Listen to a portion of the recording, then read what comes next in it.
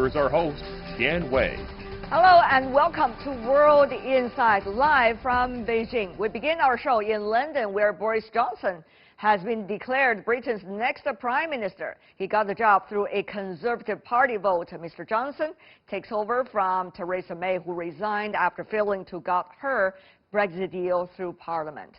The new Conservative leader campaigned for Brexit, and now it's his turn to try and take Britain out of the European Union.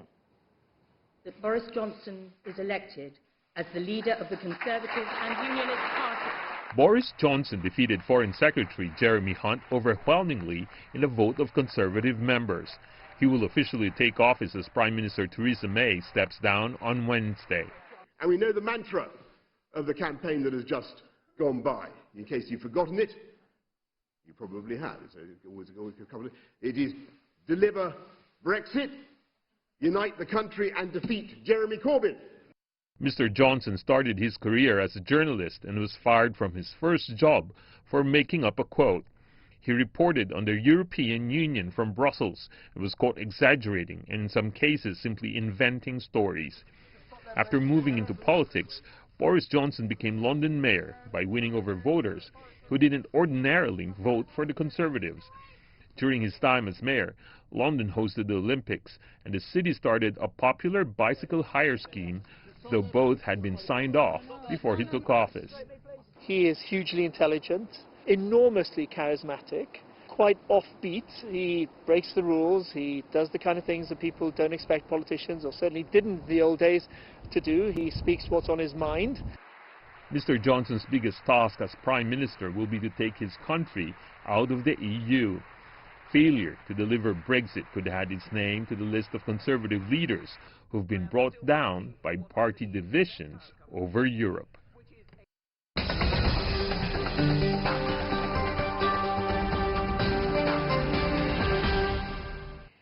Incoming Prime Minister Boris Johnson, what is he likely to do about Brexit and the UK's future? With us, Ian Beck, a research fellow at the European Institute of the London School of Economics and Political Science. In Brussels, we invited Fraser Cameron, a senior advisor at the European Policy Center in Brussels. In Beijing, Cui Hongjian, senior fellow director of the European Studies at the China Institute of International Studies. Gentlemen, welcome to our program. Professor Beck, of course, I go to you first. As someone coming from the UK, there's nothing surprising today, the result, but the question really is, how is Mr. Johnson likely to deliver his two promises, Brexit and unite the country? With extreme difficulty, because he's made promises to one group which are completely incompatible with promises he's made to another group. He has said to the business and pro-Remain members of his party that he will ensure that there is a strong trading relationship with the EU, and he said to the hard Brexiteers that he is going to leave with no deal if need be, because he's going to stand up to these beastly Europeans and make sure that the British voice is heard. And you cannot deliver both of those. The same thing with Northern Ireland, where he says that he is going to undo the backstop, which is in the withdrawal arrangement between the EU and the UK, and at the same time he's going to preserve the border, the lack of a border in Northern Ireland. Again, you cannot have all these things simultaneously. Right. So the biggest challenge will be reconciling the irreconcilable. Interesting. Mr. Cameron, would you agree with your colleague coming from the UK? What does it mean for the European Union? Mr. Johnson finally in his office. Well, nothing fundamentally has changed except the occupant of number 10 Downing Street. The EU 27 member states made an agreement with the UK last year. The British Parliament so far has failed to ratify that agreement. Mr. Johnson has come in saying he will now try and get changes to the agreement, and there will be no changes to the agreement. So ultimately he's going to have to either accept the deal or say, look, I've managed to get some added bonus points about the future in the new declaration and try and sell that to the House of Commons and his own party.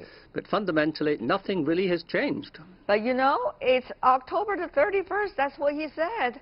October the 31st, the Brexit deal has to be done. Now, I'm not very good with math, but I do know it's a very short period of time, Mr. Cameron. Done or not likely so? It's almost impossible to do it by 31st October, even if you went for the no deal, to get the necessary legislation through the British Parliament, which is now going on holiday tomorrow for about 6 weeks' time, and then there are party conferences. There are literally only 3 or 4 weeks of parliamentary time. So the timetable that he has put forward is really impossible to realize. Well, Professor Begg, during the speech given by Mr. Johnson, now the Prime Minister, he said, dude, let's get it done. With these kind of words, will he be able to rally the crowd and rally the morale for Brexit, Professor? Well, he's certainly going to try. Normally, when a new Prime Minister comes into office, that person, even if they've only come in through a party appointment rather than through a general election, comes in with the goodwill of the population, the goodwill of his colleagues, and the expectation that he be given, or she be given, some time to try to change things. I think he has no time. As Fraser just said, the timetable is very short because of the parliamentary break that's about to occur. There's a huge amount to be done. And there isn't the momentum or the goodwill behind Boris Johnson that there might have been with somebody who was elected by a full vote of the population. He is going to struggle enormously to make progress. But does it really matter, Mr. Cui? I mean, coming from a third party studying the situation, he's a great friend, according to President Donald Trump, of the United States, and therefore will things be easier? Will the Washington coming up and fight for Downing Street number 10 against the European Union? What is likely to be the rule of the game from now on? Indeed, I think it will be in the expectation that Johnson will take the position as the Prime Minister. Yeah. But now I agree with our two guests. Now he's facing a very, very big challenge. Yeah. What about the relation with the United States? With the United States, yes, I think it would be another very, very big uncertain factor. As we understand that Mr. Trump praised Johnson and to support so-called Brexit, and I think it will give some more pressure on the British government. But of course, I think Mr. Johnson is as smart as possible. He tried to keep a distance with Mr. Trump. Okay. But of course, I think now the big issue for United States and the UK is how could Mr. Johnson to get some benefits or some promise from Mr. Trump about this proposed FTA between the UK and the US. Is it possible, Professor Begg? Well, yes. Trump keeps telling us we can have a trade deal in about 20 minutes because he will say, right. Well, if you look at what this trade deal between China and the United States has been taking, maybe it's a little bit too optimistic, sir. Exactly. And I think that if Trump offers a very good trade deal, it will be a very good trade deal for America, not for the UK. So we have to beware of this idea that something dramatic will come from Washington to shore up Boris Johnson's Professor, what position. is a good deal for the UK? If you say may not be a good deal for the UK, what is a good deal? Well, a good deal would be one which gave reasonably equal weight to British and American preferences in what was conceded. For example, there are very difficult issues around allowing American healthcare providers to enter the UK market. Nearly everybody in Britain regards our National Health Service as something that no other country is allowed to touch. Trump will be pushing for that to be included in a trade deal. The British side would resist it. And if that happens, then you're in a deadlock. Mr. Cameron, and therefore, what does it mean? Well, the two already having very similar hairstyle are also trying to say politically they're each other's friends. So what does it mean for Brussels? Well, I mean, just to reinforce what Ian Begg said, there's a zero chance of any quick trade deal between Britain and the United States, because although Trump might be personally quite keen on Boris Johnson, the fact is it would be the American Congress that would have to ratify a deal, and they've made it very clear that if there's any changes to the status quo in Northern Ireland, there will be no trade deal with the United Kingdom. As far as Brussels is concerned, they're simply watching this with some bemusement, because here, at the beginning of the campaign, both Theresa May and Liam Fox say, oh yes, we'll easily have 40 trade deals in the next couple of years. In fact, they've got hardly any trade deals. They can't even get the Canadians, a close friend of Britain, to roll over the existing agreement they have with the EU. So normally trade deals take years and years to negotiate. There's no quick fixes for this for the UK. Professor Begg, our Brussels friends are laughing on the sideline of what's going on in the promises made by the earlier politicians. Now, will they continue to have the pleasure to do so for the next few months and probably a few years into the term of Mr. Johnson? I don't think they're laughing. They're concerned, because if there is the extreme case of a no deal, which I still consider unlikely, it's damaging to both sides. And Michel Barnier, the EU's Brexit negotiator, very recently said Brexit is lose-lose whatever the deal is, because both sides are going to lose something from it, and it's only a question of how big the loss is. I think that nobody's laughing in Brussels. As Fraser Cameron said, they're looking at as with bemusement. They cannot understand how an advanced, normally stable political system like the UK has been able to get itself into such a mess. But they hope they can extricate something sensible from it. So they'll be very concerned about these threats coming from Boris Johnson of no deal if it has to be no deal. But, you know, Professor Begg, at the very beginning, even though you mentioned about the paradox that Mr. Johnson as the Prime Minister has to operate in, given the fact that he's pro-Brexit, on the other hand, there's such a division in the country about Brexit issue still, it is very interesting as to how will he be able to rally the country. If not, what does it mean? Is he going to be only a transitional leader as Miss Theresa May was? Well, there's one scenario in which his transition is extremely short indeed, because it's just possible that the House of Commons will propose a motion of no confidence in Boris Johnson, and he should be very alarmed by the fact that several senior ministers over the last couple of days have announced their immediate resignation, because they then want to go on what we call the backbenches to be ordinary members of Parliament, and they're going to start a campaign to unseat Boris Johnson quite soon. His only saving grace is that the Labour Party under Jeremy Corbyn is an even greater mess than the Conservative Party, and not therefore an effective opposition. But Mr.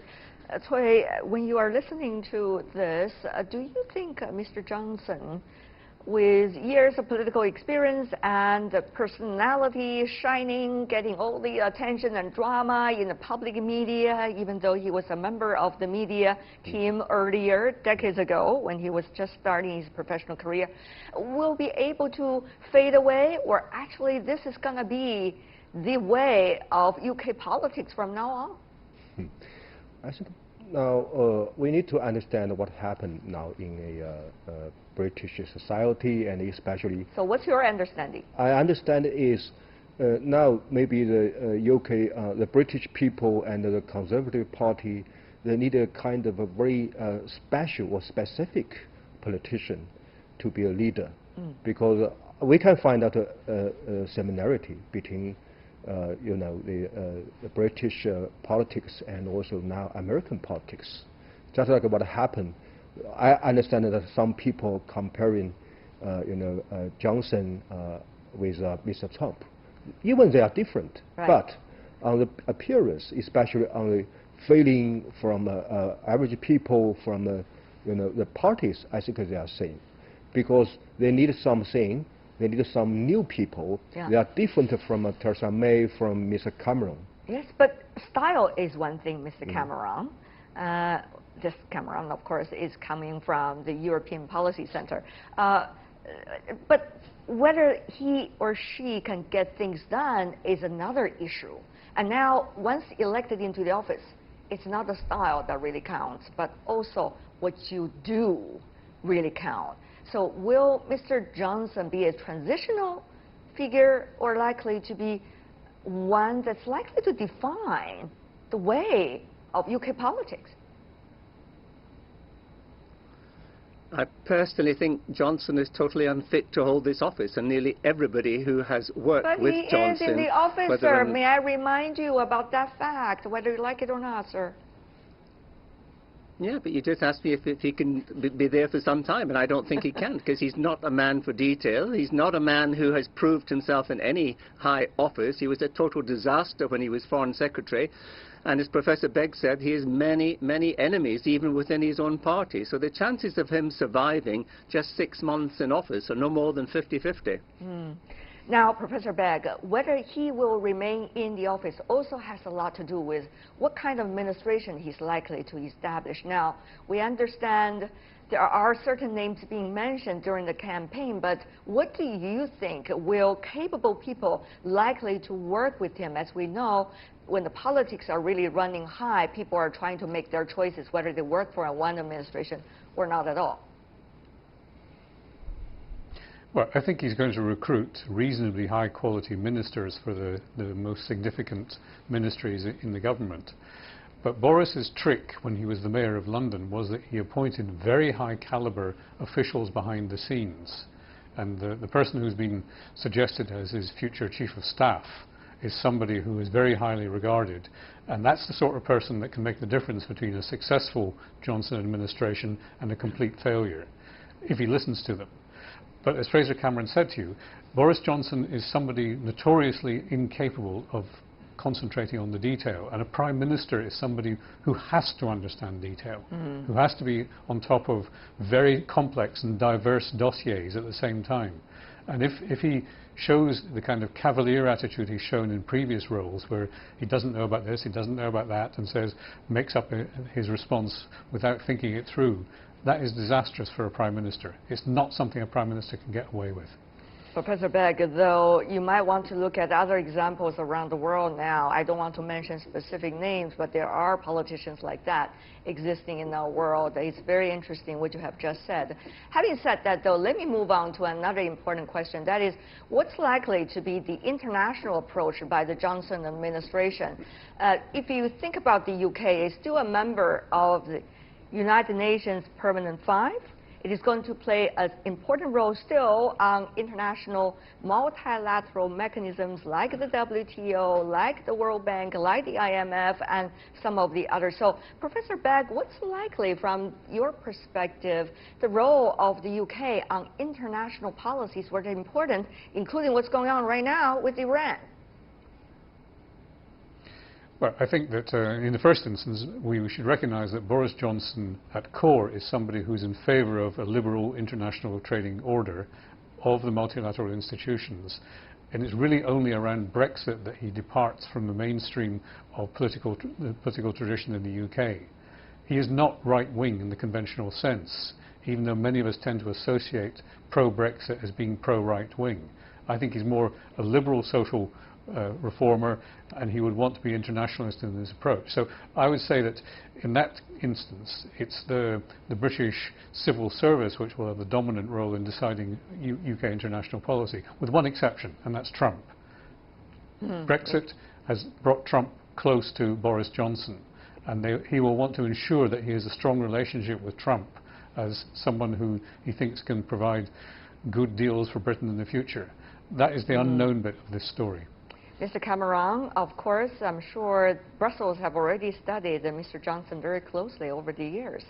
What's likely to be his regional and international approach besides Brexit issue? Well, he's going to, unfortunately, face the inescapable facts of geography. Britain is a medium-sized power on the European continent and has to work with its allies in Europe. I mean, look at the example of Iran today. There's the Foreign Secretary yesterday calling for a European force to patrol ships going through the Gulf of Hormuz, when the United States point blankly said, no, we are not going to help you there. So Britain is in this dilemma. On the one hand, they want to be close to the United States, although I must say that Trump is very unpopular in Britain, and that will not go down too well with the voters.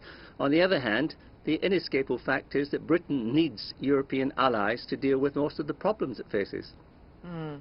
Mr. Cui, of course, when I ask you as a Chinese analyst, it might be about China-UK relations.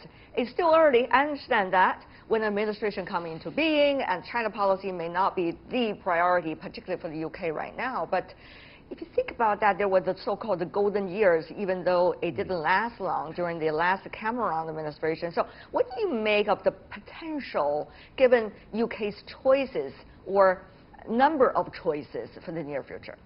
I think firstly, China will keep a very close concern about the final outcome of the Brexit, because it will be decisive for China to make it clear which kind of policy towards the European Union and also UK.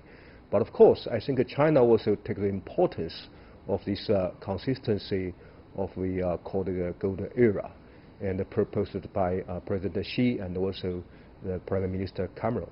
But of course, now I think that China will also take care of any kind of risks it will be taken by the British government, especially in the wake of the Brexit, because we know now leaving from European Union means that there will be a smaller, influence for the UK, and of course at the same time the UK try to keep its so-called global power, so it will give some more, maybe space for the leaders and also for some sectors in UK to do something to be part of the leadership of world. I see. It will give some more opportunity. Okay, Professor Begg, your final comment before we go.